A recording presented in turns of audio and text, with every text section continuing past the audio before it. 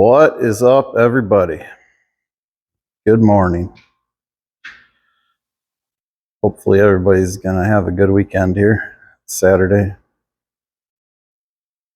She's coming together. Sitting on the couch early this morning, and I was reading comments, looking at my YouTube comments and everything, and I'll have to look it up, but I can't remember his name. But a fella told me, since that honeycomb and everything melted and that flap was broke, he said that he's seen the inside of these mufflers blown out, and that will cook that plastic. And I read that comment and threw my boots on, came out here right away, and I took this pipe off. But whenever I found that was bad, I took a flashlight and took a glance in here, and I didn't see anything, but that was still connected to there. So I took it off, and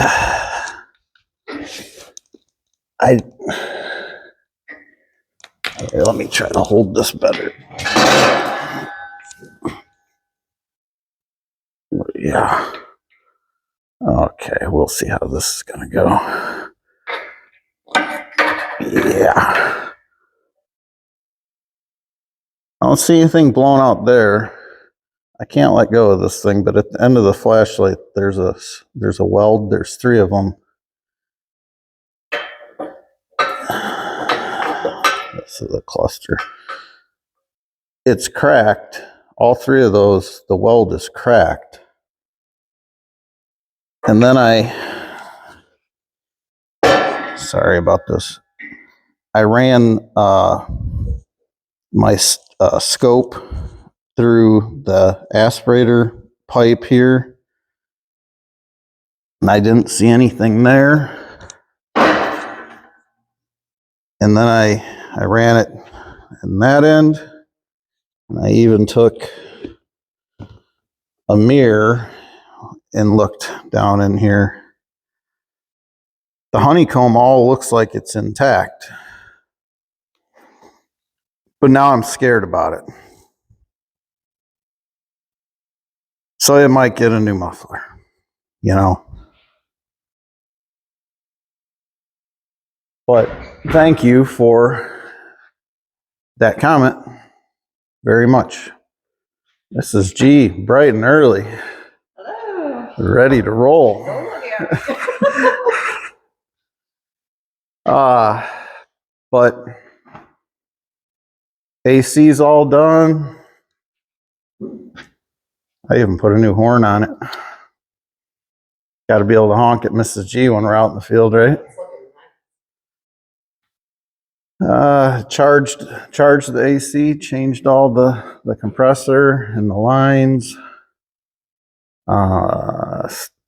Started putting red back on and the black. I still have to fix this step, but we're not worried about it right now. I got this fender ready to go back on. This one I got on. Anybody that's done this, these are a pain. There's 2 bolts right in there the fender goes around this part of the cab. It's just awkward and hard not to scratch it all up. Luckily, I didn't do any scratching at all. I kind of gouged the fender up, Miss G. It'll be fine. But finishing this up, put the new LED lights in the back, and it's up top there. And we'll put the hood back on. That hood looks amazing. I put the new Tiger Light LEDs in there. Mrs. G helped me put the decals on. So I guess we will put it back together. Yep. All right, we'll bring you back. All right, I got the tail light in. I'm wiring the lights up. I had to fix a bunch of wiring here that they had scotch locked together and all farmered up. So took it back to the correct way it's supposed to be, but I got to show you something out here.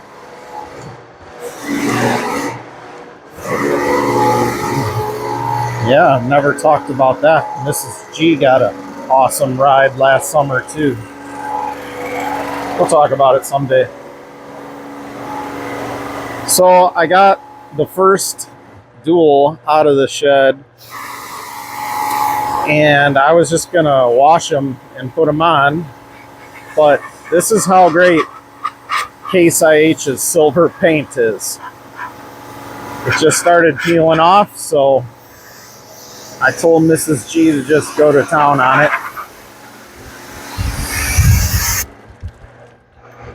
Pretty crazy, huh? A little wet and cold. Yeah. Show them how easy it comes off with the power washer. That's without the burner on. That's just cold water. Well, I guess we have some more painting to do. Thanks, Mrs. G. Yep.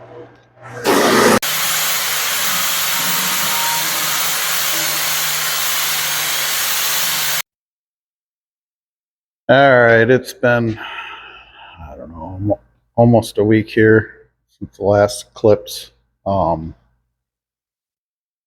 Just had a million different things going on here lately. There's not enough hours in the day, but I got to get this thing going here. They're coming tomorrow to install the auto steer, and I was going to try to make this video last, or just everything, you know, included. Finish putting all of it back together, paint the duals. We got to fix some plastic pieces on the interior, maybe fix that battery box, but that's going to make it way too long of a video. So I'll probably finish up this video to get one out, because I haven't posted a video in over a week here, I think. So back to this muffler assembly, how the old aspirator got fried. I ended up ordering a new pipe, and then I was just messing around checking this channel right here that goes up to the aspirator. You don't, no exhaust should be coming out of that. So I put a light in here on one end, and I ran the scope through this end. I didn't see anything, so then I put a flashlight in there and ran I ran a mirror through the exhaust side to see if I could see light anywhere, like if there's any holes in this channel on the inside, and I didn't see anything. So we'll put the pipe on here, and then I'll start it up with this off and just make sure there is an exhaust coming out of here. I sure hope not. I don't want to change this frickin' thing. Got the new exhaust pipe. You would think for $1,000 exhaust pipe, they would have given me some new studs, but no, I had to fight them out of the old one and reuse them. They're givers, you know, they're givers. The other issue, I drove, after I drove this up and down the road, I have no leaks. I mean, this thing's been sitting here for, I don't know, week and a half. There's nothing leaking. On the old motor, I kept having problems with the fan belt trying to walk off, like this one is.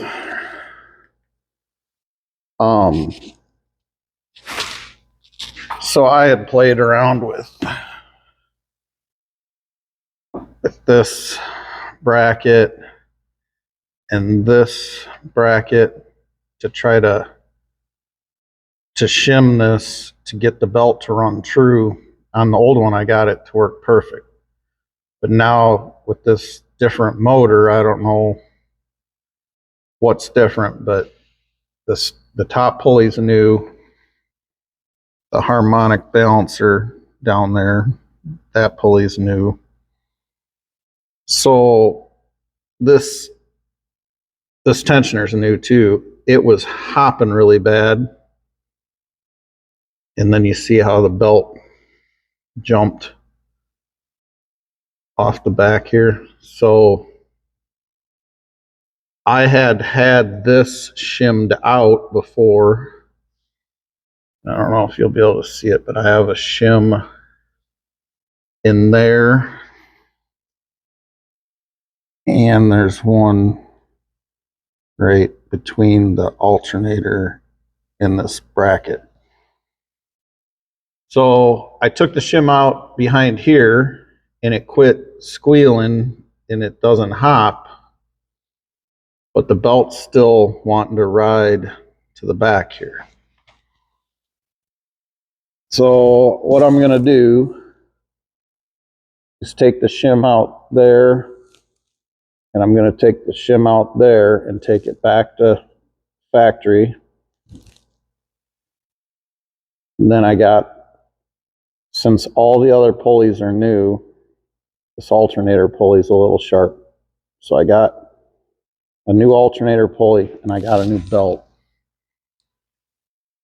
But I'm gonna take these shims out and move this and put the belt back where it's supposed to be and run it, see what happens. If that fixes it, then I'll put the new belt on, but I don't want to trash the new belt. So I'll throw this exhaust pipe on and we'll see if we're all good there.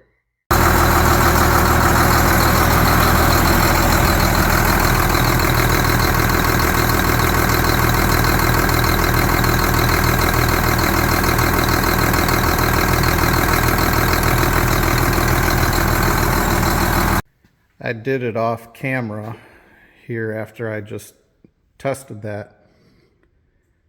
And this is a really good way of telling. I just took a little piece of paper with it running and I put it right there. And if there was exhaust coming back out, this would have just blown right out of there. So then I got up in the cab and I revved it up, and the piece of paper like this just went, sucked it in and blasted it out up there. So, okay, I know we're good there. On to the alternator.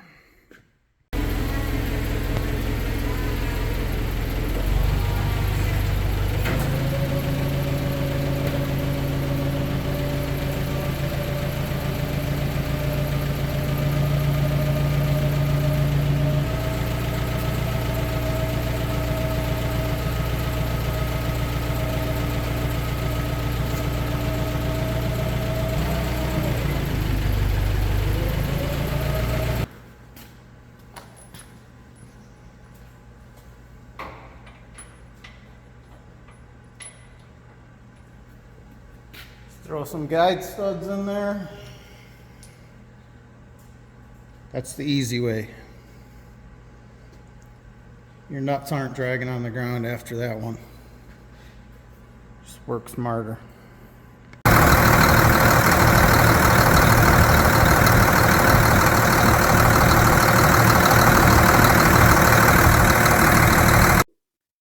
Everything seems to be happy now. It's running true. It's not walking the belt one way or the other.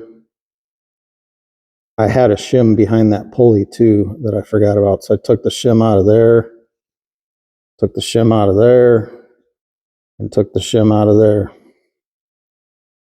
And I let it run for a minute. I mean, before that belt would instantly walk back. So it's not squealing. I think it's safe to say I can throw the new belt on there. Then we'll put the side panels on and try to adjust our gaps. But in the meantime, I had to improvise a little since my paint booth is full of stuff. The wash bay will work just fine. Spray these two axle mount duals up. So I'll set you up. We'll spray some silver paint. There you go. Some silver wheels. They turned out good. Silver is a really rough color to spray. I mean, the stuff's super thin to start with and runs so easy. I don't see any runs in it. What I've learned over the years is with silver, that first coat, when you look at it in the light, it looks like there's streaks, which that's from the original case primer behind it. That's what it looked like when it got power washed off. And I didn't bother priming them. These look just fine. But what I've learned is the very first coat, if you're putting two coats, whatever, don't put it on heavy. It's like it's your tack coat, and give it some extra flash time. Like if you'd normally give it like 20 minutes or 25 minutes, give it another 15 or 20 minutes to make sure it's good and sticky and not still like able to run, because then the second coat, you're hiding everything, anything you can see through it, and that second coat has something to stick to. So crank the heat up, let these things cure tonight. Probably let them sit another day before we put them back on, but I got most all my gaps. I knew that I would end up gouging the paint trying to set these gaps. No big deal, I'll touch it up. But anybody that's ever messed with getting this all jiving knows. I mean, you got adjustments for the hood hinge. You have adjustments here for the grill, up and down, in and out. Then you have where these hook over, there's two pins behind here. You've got adjustments side to side and up and down. It takes a while. I can't wait to, it's got dust all over it right now. I can't wait to hand wash it, clean the windows, clean the interior. We'll do a video of that. I think I'm just going to go ahead and fix the battery box, and then we will have the auto steer in it tomorrow. We'll put the duals back on. Yeah, one more video and it'll be complete. I went and got 2 new batteries. I've got this new aftermarket step that goes here. So you have something to step on to wash the windshield without breaking your plastic. All right, guys, I'm going to edit this video so I can get it uploaded for you to see. So thanks for watching. I'll catch you on the next one.